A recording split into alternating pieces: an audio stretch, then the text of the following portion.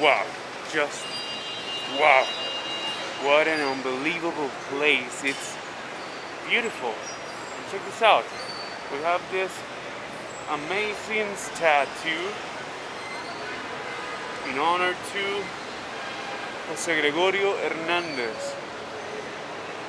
Now we're going to find out who this guy is and why he is here in the church. What's his importance? What did he do? Let's ask some questions.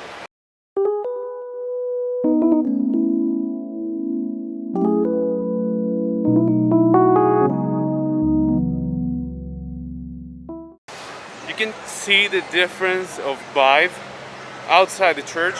Right when you get inside it, everything changes. Everything feels different. I've always loved that about church. About churches, they feel huge and filled with calmness and spirituality, and you could see people there praying and on their knees and like humbled. It's beautiful. I'm not really sorry, I'm not really a religious guy, but seeing stuff like that, it amazes me what this place makes you feel. And it is a beautiful place, a freaking beautiful place. It's very well taken care of, and that's great. I love that. Como médico, não? Ele, como já tem o apódromo que se diz, não? De médico de los pobres. Ao morir, ele já, a gente já o considerava santo, já começaram a dizer que era um santo, que logo que depois de sua morte, ele já começou a aparecer milagres e tudo isso, não? E em vida, ele ajudava muito aos pobres, né? O dele era orar e ajudar os pobres. Okay? Todos os santos dias, ele ia, antes de começar todo o trabalho, ele assistia à Santa Missa. Ia comungar e tudo isso, e depois a trabalhar. Mas ele trabalhava com os pobres. Claro. Essa era a importância dele, que a gente até hoje, ele disse médico de los pobres, verdade? Claro. Esse era o médico de los pobres. Claro. E depois de isso, las fechas que me ouvido, eu tenho 82 anos. Por muito tempo no cemitério do Sul, não? Enterrado allá. E depois traíram para cá. E aí começou a peregrinação na igreja da Candelária. Ele está enterrado aqui. Ele estuvo enterrado aqui, vem cá aqui. Claro. Aqui se diz la tumba. Ele tuvo aqui 75, ele fez 75 anos. Ele tuvo aqui. Ele estuvo enterrado aqui. O Recito estava naquela carrita ali que nós chamamos Moisés. Okay? E no Moisés estava e a tumba. Okay? Aí tuve esse tempo todo até que beatificou e estaiar a hora de voltar. Esse é o passeio da capilha dele, a capilha, porque diz capilha porque ele está achado naquele altar, onde está a luz abaixo, aí está o físico. Claro, no sabía. Sí. Qué curioso. Y para alguien que no conoce del mundo religioso, ¿qué significa ser un beato? ¿Cuál es la importancia de eso? ¿Cómo? Ser beato, esse é no caminho da santificação, não?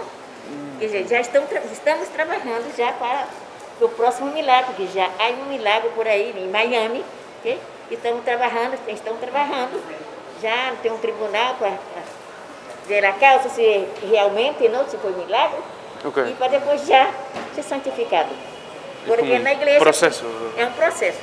Na igreja passa primeiro por venerável, né? Porque todo mundo venera, não adora, venera, já tem considerando como santo, que vai ser um santo. Né? Então, se primeiro vem a denominação de venerável. Depois vem beato, que já é quase santo. Né? Já vai para o altar menores, os altares menores, quer dizer, como está já diz o altar dele, não? E depois vem a santificação, ou canonização, que é o mesmo de santificação, que já vai para o altar assim, está assim, já exposto mesmo direto assim, que já pode venerar, não adorar, venerar já abertamente como santo. Esses são os três processos que passa por maravilloso, maravilloso. Qué bello lugar. Muchísimas gracias, señora. No le quito más de su tiempo. Eu não sei se você entendeu, porque no, claro que sí, mi español es muy malo. Lo aprecio muchísimo. Muchísimas gracias. Gracias. Nos vemos. Un placer. ¿Su nombre es? Euretes. Euretes. Euretes Felícia. Eu tenho prazer. um nome grego, que meu Sim. papá é de origem portuguesa, africana e grego. Ok? E isso é uma mescla, não? E minha mamãe era italiana. E por isso que eu creio que eu não hablo bem, por isso que tanto idioma, tanto diferente que eu me enredo. Pero las mezclas hacen cosas buenas. Las mezclas hacen cosas muy buenas. Hasta Que Deus luego, lo señora. bendiga y Un placer. Nos vemos. estamos à ordem. Ok? Claro que sí.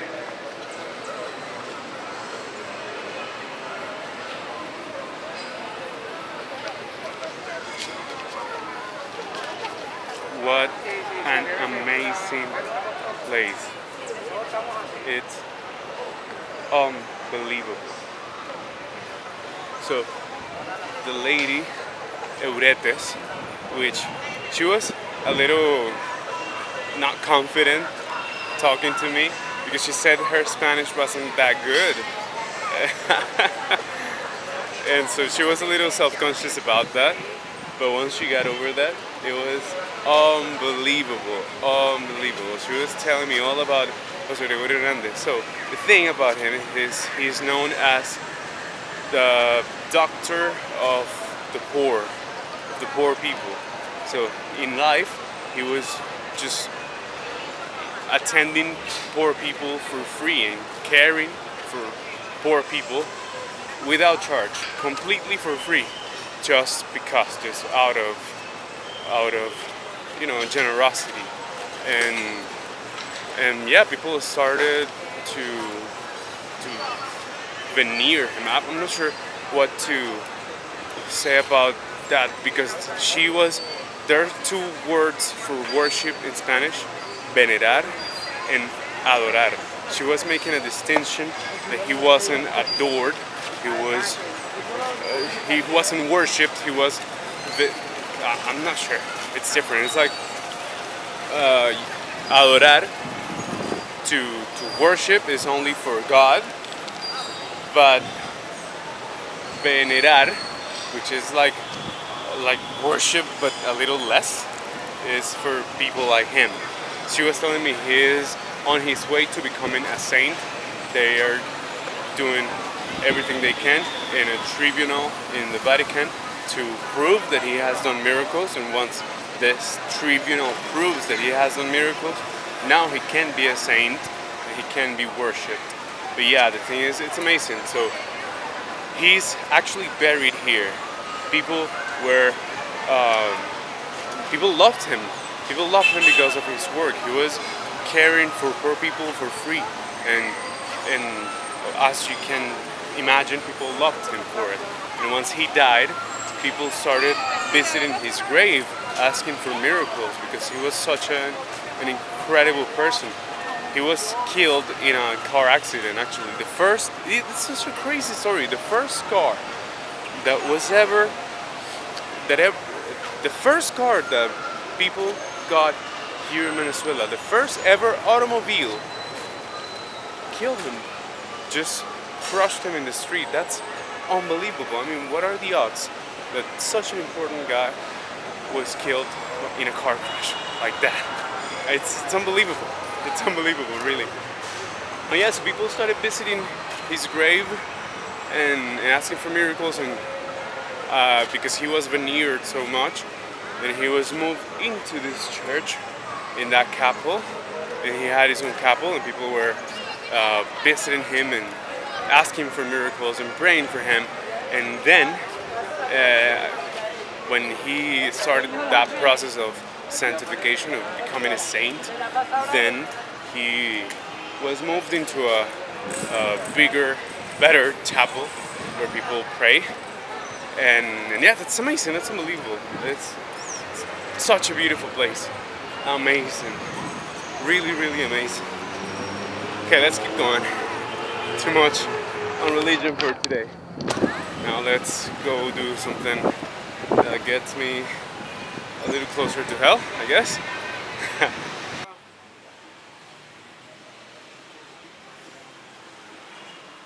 It's crazy to think that this is my country. You know what I mean?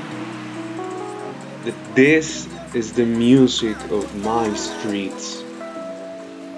that these are somehow my streets. Because in a way I am tied to this place, whether I want it or not. And this is me trying to hide the camera from the cops. Because I know my country doesn't like to be seen. Well, not that much at least. But there are still weddings in my country. And I like that.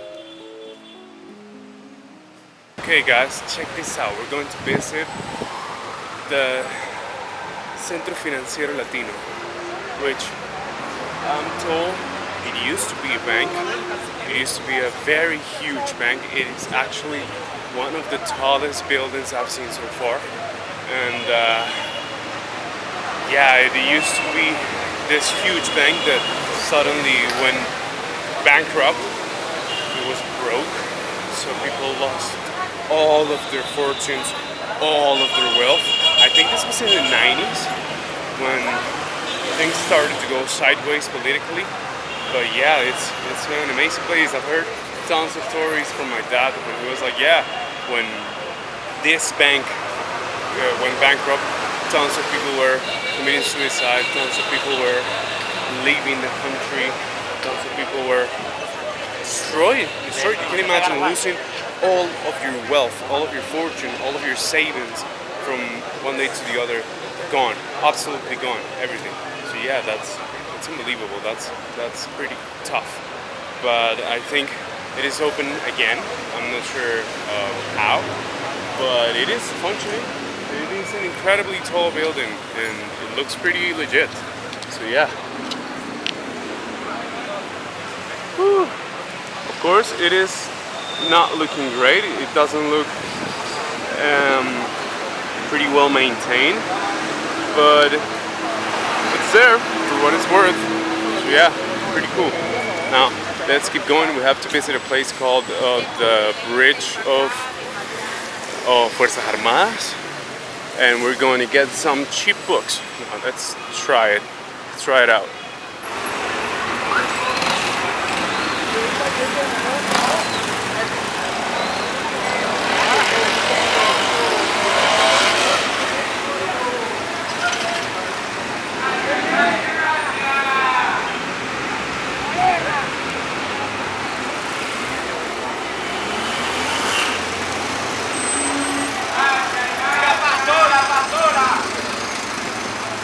Okay, so this is the place I was talking about.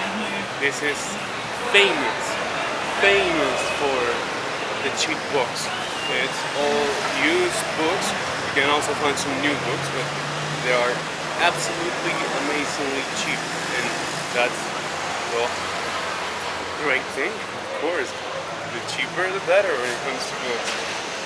I think you have to encourage people to read. This place is amazing for that. This is the second time I'm here in my life. I came when I was a child, and I found a book from Aldous Huxley called The Doors of Perception. And it's a book that cost me cents, way less than $1. And it was the first book I read in English. And it was an amazing experience. You know the value I took from that book for less than $0.50? It was like trash. It wasn't a bucket like, yeah, that's, if you find something for you there, maybe give me. I don't know how to convey the price in dollars because it was so little. It was 1 cent, something like that. It's unbelievable. And my most precious book, the book that I value the most, I actually bought it here, El Conde de Montecristo. I'm not sure how to find that title in English. The Monte Cristo Count. It was printed in 1864 in Barcelona, Spain, and it cost me nothing. It was like trash, basically. So yeah, let's let's find. Oh, look at this. This is the barber shop. This is the freaking barber shop on the street. Legit, hardcore. I'm loving it. This is pretty cool. I'm so sad I already got a haircut because I would really like to get one here, a local haircut in Caracas. Maybe next time. So yeah, let's keep finding places to visit.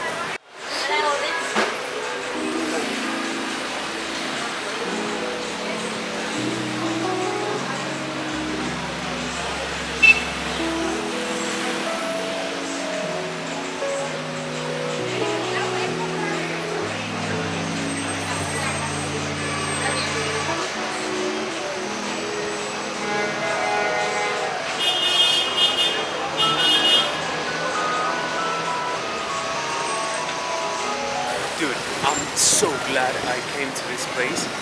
I'm so glad, you have no idea. The thing is that I found a treasure. I found a treasure. Something that I've been looking for years now. Well, maybe a couple of years, but for me that's a lot. And I think I found it. And I got some guy's number, and I have to text him, and it's a little shady and a little, creepy, but if this is true, if this ends up being true, I'm gonna be so pumped that I actually found the treasure I've been looking for months, for years now. And I cannot believe it. I'm super excited. So we're going to come back to this place, maybe later, maybe next week. I'm not sure, but we're coming back. I'm telling you, we are coming back. And we're going to hopefully get exactly what we were looking for. So wish me luck, and I'll see you soon. Okay, so we are heading home. Well, not home, but you know what I mean. And I'll take a shower, I'll change my clothes, and we're going to go even further, even deeper into CARACAS. And yeah, we're going to meet a few friends that I plan to meet, some local friends. So yeah, let's see where we end up. And I'm told we're going to try a coffee that's really good and really famous. So yeah, let's find out. See you on the way there. Okay, so as you can see, this is my makeshift workstation. We're back home. Gonna get a little rest, get a shower, get changed, and then deeper into CARACAS. But maybe that's for a part 2, because we have a lot new things planned, a lot to come. So I don't think it'll fit into this video, but yeah. Thanks for accompanying me in my trip. It really means a lot. This is a dream I've been having for a while. As a lot of you have been seeing some travel YouTubers, and I've always wanted to do that, you know, and I view them like such role models. Like Indigo Traveler, for example, is currently in Ukraine doing war journalism. I admire that. I love that. I want to be like that. So I said to myself, why the F not? And I decided to book a trip. It coincidentally matched my work calendar, and I have a surprise. And I said, F it, fuck it, I'm doing it, I'm going to do it. And I plan to do much more of this. This is only the beginning. I'm so excited, and I hope you like it. I hope you're into this. I hope you like getting to know Caracas with me.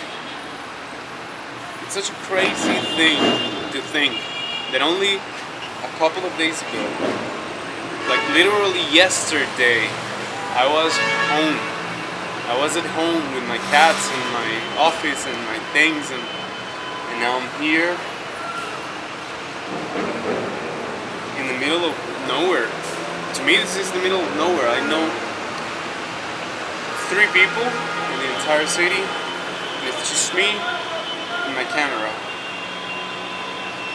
And I can't wait to show you more of this. I'm so excited. See you in the next one.